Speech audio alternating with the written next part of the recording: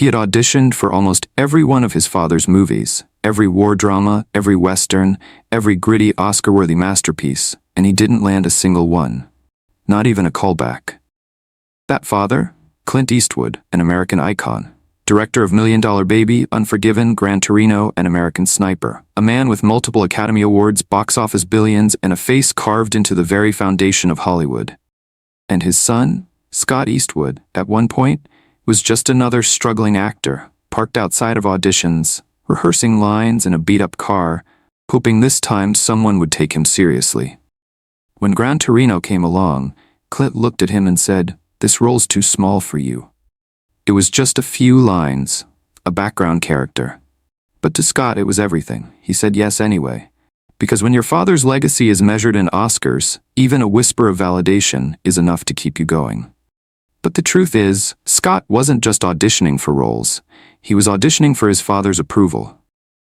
And for years, he didn't get it. Scott Clinton Reeves didn't arrive into the world with a press conference or a hospital room packed with flashing cameras.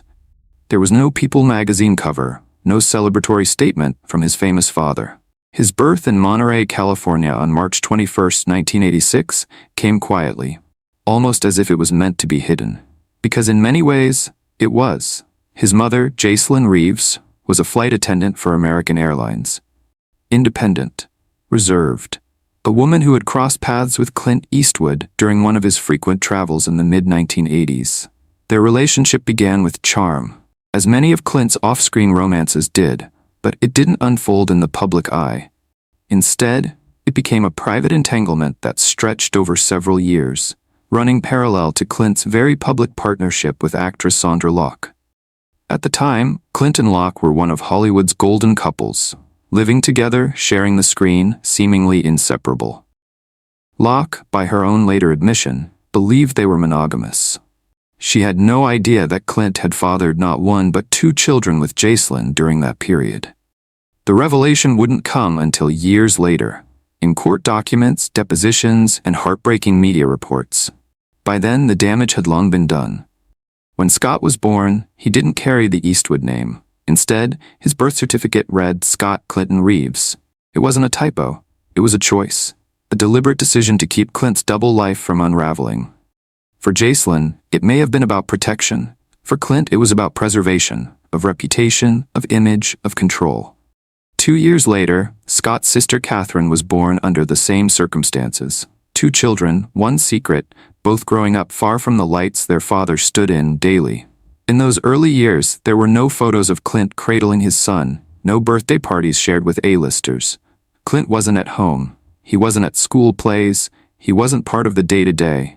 To the outside world, these children didn't exist. And in Clint's orbit, silence wasn't just the norm, it was the rule. This wasn't just a private arrangement. It was a shadow existence, one where a child could hear his father's voice in movie trailers, but not in the living room, where he could walk through a grocery store and see his father on a magazine cover without ever hearing him say, "I'm proud of you." And so Scott grew up with 2 truths. 1, his father was a legend, and 2, his father was also a ghost. For most kids, childhood is about discovery, learning who you are by looking at the people around you. For Scott Eastwood, it was the opposite. His early years were marked by an absence so sharp it shaped everything.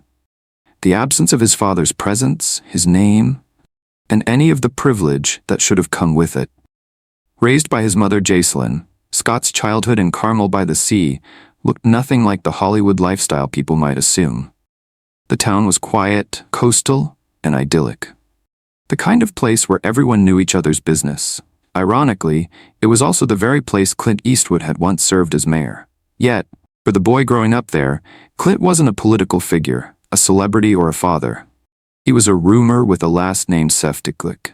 Scott wasn't allowed to use. Jacelyn did everything on her own, emotionally, financially, practically. Clint's involvement was minimal at best. There was no shared custody arrangement, no weekends at a mansion. If support came, it was behind closed doors and without recognition. Scott didn't ride to school in fancy cars or hang out on movie sets. He worked summer jobs like every other teenager, not because it built character, but because it paid for gas and groceries. At the age of 10, Jacelyn made a dramatic decision, one that would completely reshape Scott's formative years. She packed up their lives and moved them to Hawaii, thousands of miles away from California. It wasn't a spontaneous relocation. It was a strategic retreat, a way to protect her children from the Eastwood name before they ever had to carry its weight. In Hawaii, they could start over. New schools, new neighbors, a new identity. And it worked, for a while. Scott lived like a normal kid. His classmates didn't know his last name had once belonged to one of the most famous men in the world. They called him Scott Reeves. No cameras followed him. No gossip surrounded him. He went to the beach, played sports, and blended in. But inside, he was already feeling the pull of something bigger, and the ache of something missing. Because while his peers asked for rides home or worried about midterms, Scott was silently wondering why his father wasn't calling, why he never showed up, why being Clint Eastwood's son meant so much to everyone else, but nothing in his actual life.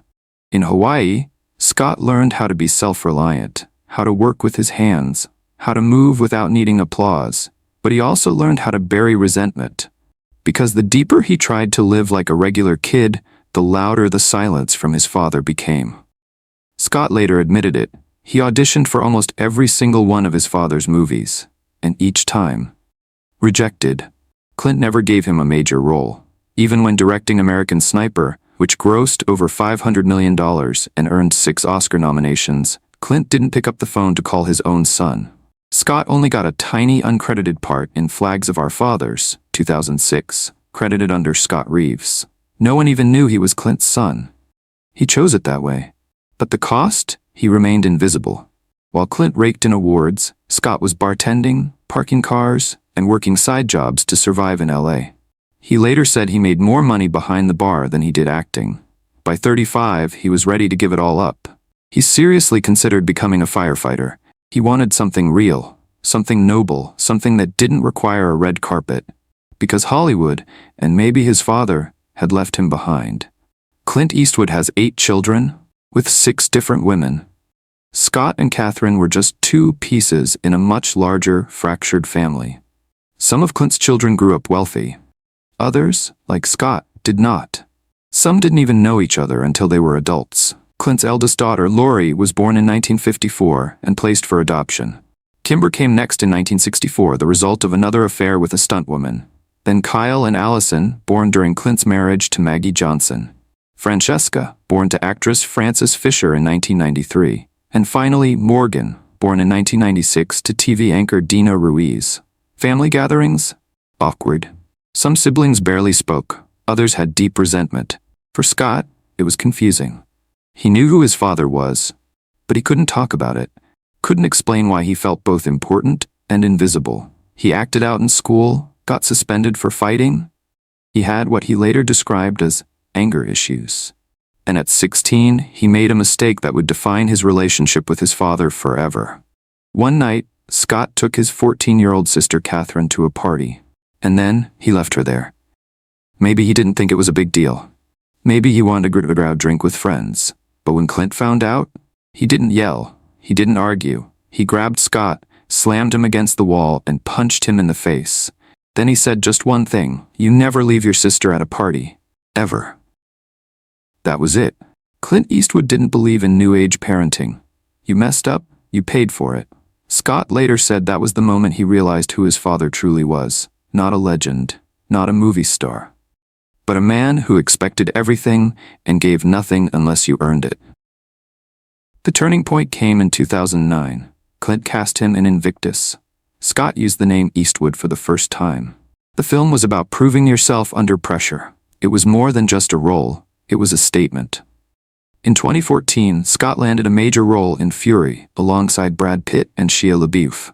He went through military training, operated real tanks, and earned serious respect. Then came The Longest Ride in 2015, a Nicholas Sparks romance where he did all of his own bull riding stunts. That same year, he appeared in Taylor Swift's Wildest Dreams video. Industry insiders told him not to do it. They said it would ruin his credibility. But he did it anyway. And it worked.